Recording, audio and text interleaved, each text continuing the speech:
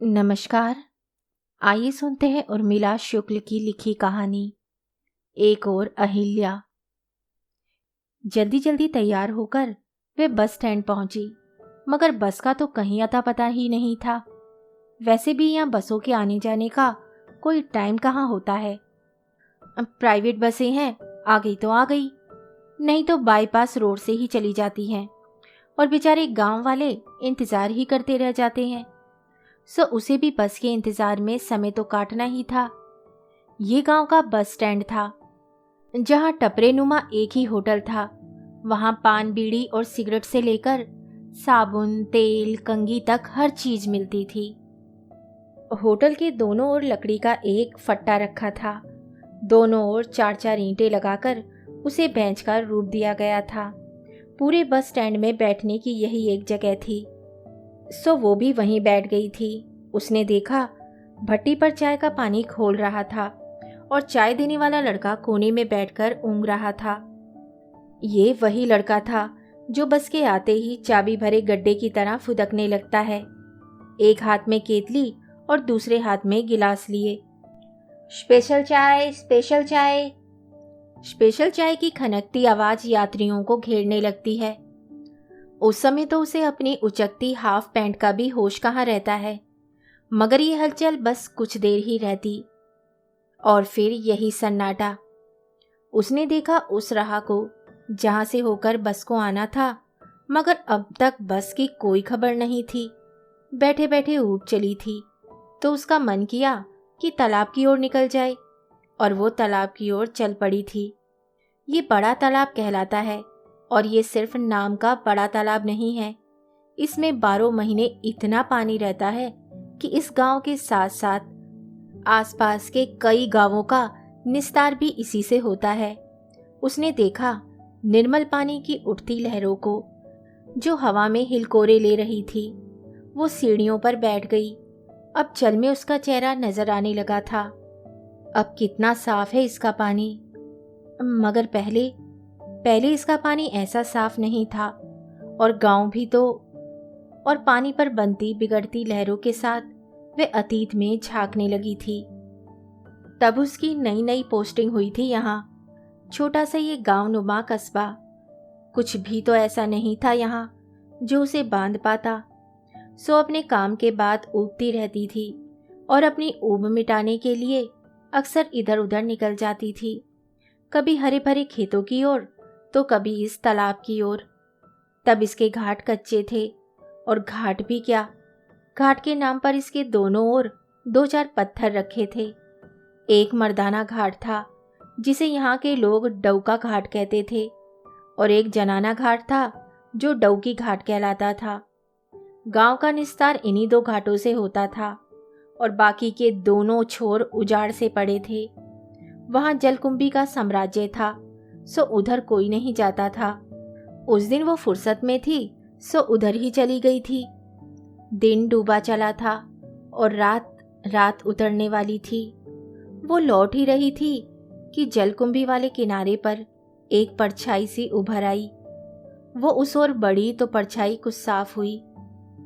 वो एक युवती थी जो घुटनों तक पानी में खड़ी कपड़े धो रही थी। उधर घाट नहीं था और ना ही कोई पत्थर, इसलिए वो कपड़ों को दोनों हाथों से मसल मसल कर खंगाल रही थी। कपड़े धोने में वो इस कदर तल्लीन थी कि उसने उसे देखा ही नहीं, मगर वो अचकचा गई थी।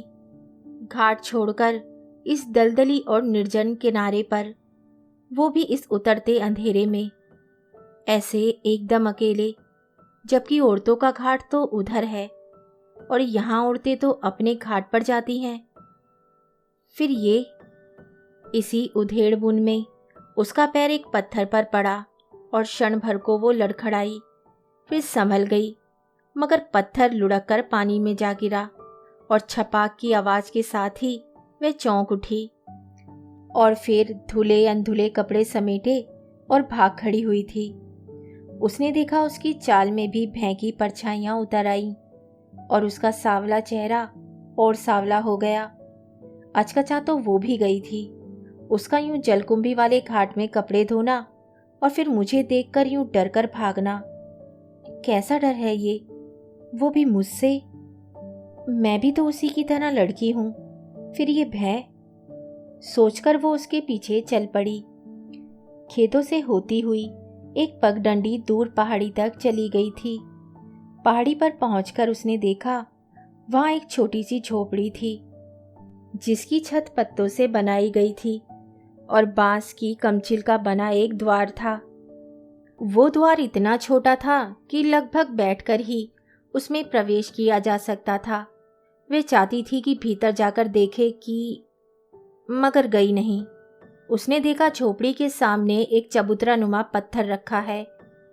उस पर सिंदूर पुती एक मूर्ति रखी थी। उसने ध्यान से देखा, उसके सामने सिंदूर लगा नींबू और कुछ काली चूड़ियां भी रखी हुई थी। वह देख रही थी, पर उसे पहचान नहीं पा रही थी कि ये मूर्ति किसकी है। मगर चूड़ियों से उसने अनुमान लगा लिया था कि हो या ना हो, ये किसी देवी की मूर्ति है। मगर किस देवी की? और बहुत कोशिश करने के बाद भी वो पहचान नहीं पाई। एक तो शाम का समय और वो निर्जन पहाड़ी, सो हवा भी किसी रहस्य की तरह सरसराने लगी। वो कुछ देर तो वहां खड़ी रही, फिर लौट चली। कुछ दूर चलकर उसने पीछे देखा। अब झोपड़ी से पीली सी रोशनी फूट रही थी।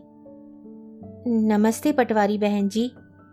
उसने मुड़कर देखा, एक छाया उसी की ओर बढ़ रही थी। धुंधला का गहराने लगा था, जो दूर से पहचान पाना मुश्किल था। मगर वो जानती थी कि गांव का ही कोई होगा। ये संबोधन तो उसे गांव वाले ही देते थे।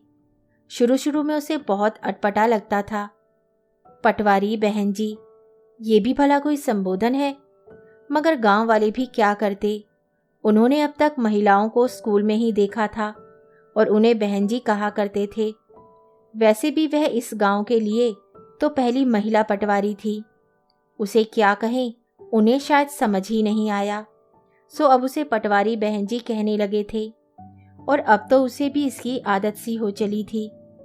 धीरे धीरे वो छाया पास आई तो उसने पहचाना, वो बिसाहू राम जी थे, गांव के गौटिया। अब दोनों गांव की ओर बढ़ चले थे। अब पटवारी बहन जी, आप उधर कहाँ गई थी? बस यूं ही टहलते हुए उस पहाड़ी तक चली गई थी।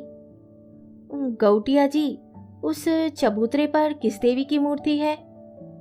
पटवारी बहन जी, आप वहां गई थी?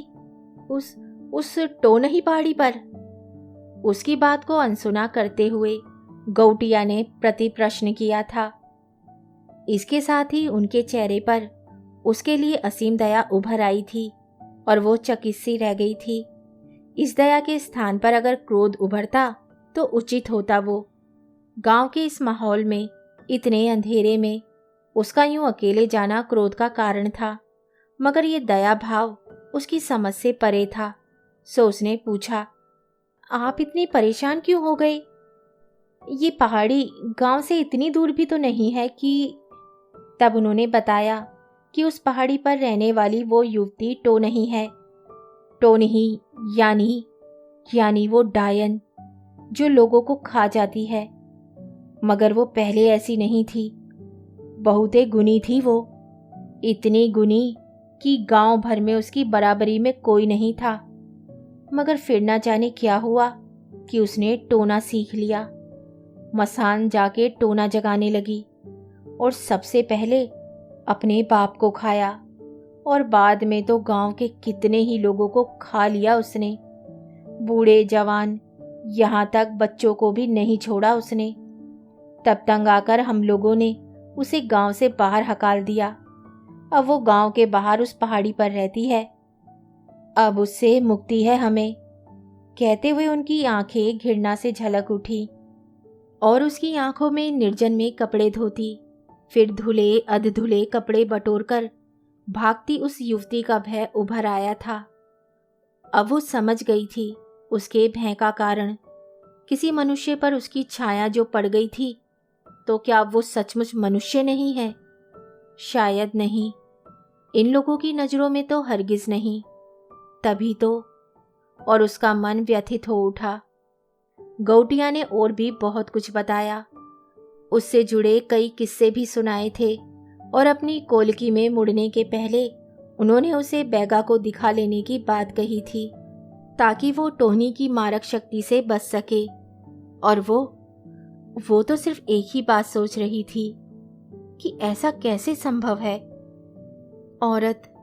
औरत जो सृजन का आधार है, जो रचती है, वो भला टोनी कैसे हो सकती है।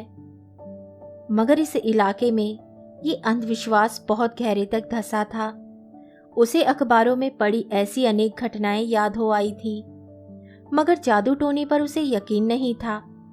मगर ये लोग, इस 21वीं सदी में भी वो व्यथित हो उठी, इतनी कि रात भर सो भी नहीं पाई।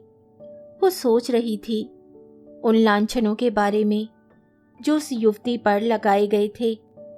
अपने ही पिता और गांव वालों को खा जाने का लांछन।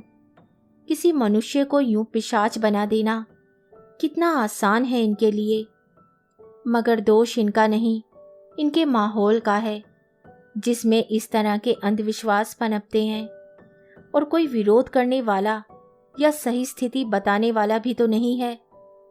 कोई बात नहीं, अब तक जो हुआ सो हुआ, मगर अब वो समझाएगी इन्हें, तोड़ेगी उन भ्रांतियों को जिनके चलते एक औरत डायन मान ली जाती है। मगर वो कुछ कर पाती, इससे पहले उसे जॉन्डिस ने आ घेरा और माँ उसे शहर लिवा ले गई। फिर तो वो अपनी बीमारी में ऐसी उलझी कि और लंबी छुट्टी के बाद जब वो गांव लौटी तो उसने देखा गांव बीचों बीच गोरा चौरा के इर्द गिर्द भीड़ जमा थी, मगर सब खामोश थे। उसे आश्चर्य हुआ, इतनी भीड़ और वो इतनी खामोश कि फिर उसने सोचा कोई तमाशा दिखाने वाला आया होगा, तभी तो सब सांस रोके तमाशा देख रहे हैं। चले देखें भला ऐसा कौन सा तमाशा आया है कि। और उसके कदम भीड़ की ओर बढ़ चले थे। जैसे जैसे वो भीड़ के करीब पहुंची उसे सिसकियां सुनाई दी। फिर तो भीड़ को चीरकर वो उसके सामने जा पहुंची और उसने देखा एक आदमी नारियल बुच की रस्सी से एक युवती को पीट रहा था। रस्सी की मार से उसके शरीर पर नीली नीली लकीरें उभर आई थी। उसका सारा शरीर धूल धूसरित था और उसके होठों की कोर से खून बह रहा था। वो उसे पहचान नहीं पाई थी। सो उसने लोगों से पूछा था, ये क्या हो रहा है, इसे ऐसे क्यों। मगर किसी ने कोई जवाब नहीं दिया। सब मंत्रबिद से देख रहे थे उसे, सब मंत्रमुग्ध से देख रहे थे उसे। उसने देखा वहीं परदेशी के बेटे की लाश रखी थी। अब सब कुछ साफ हो उठा था। और फिर बैगा का हंटर फिर उसके शरीर को छू पाता, उससे पहले उसने बैगा का हाथ पकड़ लिया। फिर तो चारों ओर हाहाकार मच गया था। उसने धर्म कार्य में बाधा जो दे दी थी। एक टोनी को मारना धर्म कार्य ही तो था। उसने कितनों को खा लिया था, हत्यारिन थी वो। सो गांव वालों ने उसे प्राण दंड देने का फैसला लिया। वो जानती थी कि परदेशी का लड़का कुपोषण का शिकार था। पौष्टिक भोजन और उचित इलाज के अभाव से ही उसकी मृत्यु हुई थी। मगर इस समय किसे समझाती वो, उसके सामने तो भीड़ थी, विवेकहीन और उत्तेजित भीड़। अब भीड़ से उसके विरोध में आवाजें तो उठ रही थी, मगर खुलकर कोई सामने नहीं आता था। कारण वो पटवारी थी और गांव के लिए पटवारी सबसे बड़ा अफसर होता है। उसी के हाथ में सब कुछ होता है। वो खसरा में जो भी लिख दे वही फाइनल।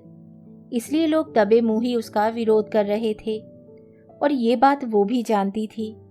इसलिए उसने गौटिया से बात की और वे गांव के मुखिया भी थे और कुछ पढ़े लिखे भी। हालांकि इस अंधविश्वास से वो भी मुक्त नहीं थे, मगर और कोई उपाय भी तो नहीं था।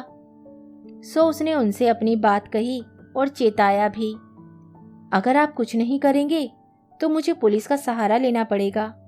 और गौटिया ने बुझे मन से उसकी बात मान ली। मगर गांव वाले वे बहुत नाराज थे। वे उसे क्षमा नहीं कर पा रहे थे। मगर विवश थे। उसका विरोध करने की हिम्मत किसी में नहीं थी। सो विवश क्रोध में फनफना रहे थे। उसके पास कुछ दवाएं थी। उसने उसके घावों पर लगाई और उसे साथ लेकर घर की ओर चल पड़ी ताकि वो सुरक्षित रह सके। रास्ते में उसने जो कुछ बताया, वो जम्बो नाम की वो युवती गांव के वैद्य की इकलौती लड़की थी। पढ़ लिख कर नर्स बनने का सपना देखा था। गांव में स्कूल ना होने के कारण 5 मील पैदल चलकर भी वो स्कूल जाती थी। गांव वाले अक्सर उसकी पढ़ाई की आलोचना करते। उसके बाबूजी से कहते, भाई गे बेटीला औ कतका पढ़ाबे, अब ओखर बर बिहाव कर औ अपन घर पठो। मगर बाबूजी उनकी बात एक कान से सुनकर दूसरे कान से निकाल देते। वे भी चाहते थे कि उनकी बेटी कुछ बन जाए, मगर वो 10वीं में पहुंची ही थी कि उनका देहांत हो गया। अब वो बिल्कुल बेसहारा हो गई थी। सो गांव के लोगों की नज़रें भी बदल गईं। हर कोई उसे खा जाने की फिराक में रहने लगा और कामयाबी ना मिलने पर उस पर तरह तरह के लांछन लगाए जाने लगे। अब वो अपने घर में भी सुरक्षित नहीं थी। आधी रात को उसका दरवाज़ा भड़भड़ा उठता और सहम कर एक कोने में वह दुबक जाती। इस माहौल में उसका जीना दुभर हो गया। वो सोच नहीं पा रही थी कि आखिर क्या करे, किससे शिकायत करती। वो गौटिया का बेटा भी तो उन्हीं लोगों में शामिल था। फिर मुझे याद आई थी मंटोरा और उसे अपनी राह मिल गई थी। फिर मैंने अपने घर के बाहर एक चबूतरा बनाया और उस पर सिंदूर पुती मूर्ति स्थापित की और कार्तिक अमावस्या की उस अंधियारी रात में मसान साधना का स्वांग भी किया। मुझे याद है उस ठंड में भी मैं भैंसे किस कदर पसीने पसीने हो गई। कहते हुए उसके चेहरे पर उस भैं की परछाई उभर आई थी, मगर दूसरा कोई उपाय भी तो नहीं था। पर मेरा वो स्वांग रंग लाया था। सुबह लोगों ने मुझे मसान में देखा तो मेरे टोहनी होने की बात उठी और सारे गांव में फैल गई। मगर लोग अब मुझसे भय खाने लगे थे। तभी गांव में एक मौत हुई। मैंने उस रात भी साधना करने का स्वांग भरा। मैं लोगों के पीछे मसान भी गई। फिर तो लोगों को पक्का यकीन हो गया कि उस मौत का कारण मैं ही हूँ। और फिर गांव में हैजा फैला। उसने तो मुझे खाटी टोनी ही साबित कर दिया। फिर क्या, मेरे खिलाफ पंचायत बैठी और मुझे गांव से बाहर निकाल दिया गया। अब तो गांव ही नहीं, पूरे इलाके की मौत का दोष मुझ पर ही थोपा जाता है। मगर मैं अब खुश थी। टोहनी ने तो मुझे जीते जी मार दिया, मगर उसी ने कवच बनकर मेरी औरत को बचा लिया था। मगर इस बच्चे, और उसे याद आई थी सतयुग की वो अहिल्या जिसे बिना किसी दोष के पाषाणी बना दिया गया था। उसने देखा जम्बो की आंखों में दर्द ठहर सा गया था। उसे पड़ी सुनी अनेक घटनाएं याद हो आई और उसका मन तड़प उठा। कब तक, आखिर कब तक चलेगा ये सिलसिला? कब तक औरत यूं पाषाण बनती रहेगी और उसे पाषाण बना देने वाला समाज और उसके ठेकेदार वे यूं ही? नहीं, कुछ तो करना ही होगा। मगर अभी तो जम्बो के लिए। और उसने गौटिया से सारी बातें कहीं। वे गांव के मुखिया थे और औरों से अधिक समझदार भी। उन्हें इस बात का एहसास हुआ कि जम्बो के साथ गलत हुआ है, सो उन्होंने उसका साथ दिया था। वे उसके आभारी थे कि उसके कारण वे स्त्री हत्या के पाप से बच गए। दूर से आते बस हॉर्न से उसकी तंद्रा टूटी और वो चल पड़ी। सड़क पर धूल के गुबार उठाती बस नज़दीक आ रही थी। धूल के गुबार और गहराई और एक लंबे हॉर्न के साथ ठहर गए थे। बस स्टैंड पर लग चुकी थी और बस के द्वार पर खड़ी थी वो, कलफ लगी कड़क सफ़ेद साड़ी, मगर चेहरे पर थी अथाह कोमलता। सचमुच इसने सेवा की सच्ची ट्रेनिंग ली है। सोचते हुए वो उसकी ओर बढ़ रही थी। तभी गौटिया भी आ गए थे। उनके साथ कुछ लोग और भी थे। सबने आगे बढ़कर अपने गांव की नर्स का स्वागत किया था। कल तक जिसकी छाया भी वर्जित थी, आज वही यह सबकी छाया बन गई थी। कहानी सुनने के लिए धन्यवाद। तो इसी के साथ मैं आपसे विदा लेती हूँ और कल फिर मिलती हूँ एक नई कहानी के साथ।